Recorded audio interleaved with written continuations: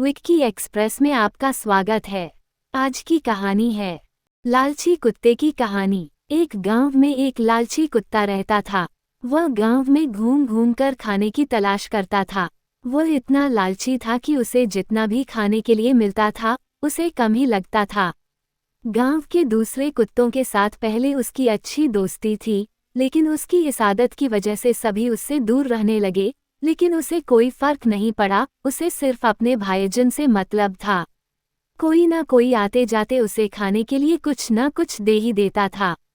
उसे जो खाने को मिलता उसे वो अकेले ही चट कर जाता। एक दिन उसे कहीं से एक हड्डी मिल गई। हड्डी को देखकर उसकी खुशी का ठिकाना न रहा। उसने सोचा कि इसका आनंद तो अकेले ही लेना चाहिए। ये सोचकर वो गांव से जंगल की ओर जाने लगा। रास्ते में वह पुल के ऊपर से नदी पार कर रहा था, तभी उसकी नज़र नीचे नदी के ठहरे हुए पानी पर पड़ी।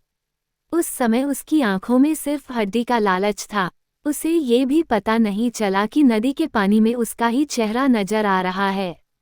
उसे लगा कि नीचे भी कोई कुत्ता है जिसके पास एक और हड्डी है। उसने सोचा कि क्यों न उसकी भी हड्डी छीन लूं, तो मेरे पास 2 हड्डियां हो जाएंगी। फिर मैं एक साथ 2 हड्डियों के मजे से खा सकूंगा। ऐसा सोचकर वह जैसे ही पानी में कूदा, उसके मुंह से हड्डी सीधे नदी में जा गिरी। मुंह से छुटकर हड्डी के पानी में गिरते ही कुत्ते को होश आया और उसे अपने किए पर पछतावा हुआ। कहानी से सीख। इस कहानी से हमें ये सीख मिलती है कि हमें कभी भी लालच नहीं करना चाहिए। लालच करने से हमारा ही नुकसान होता है।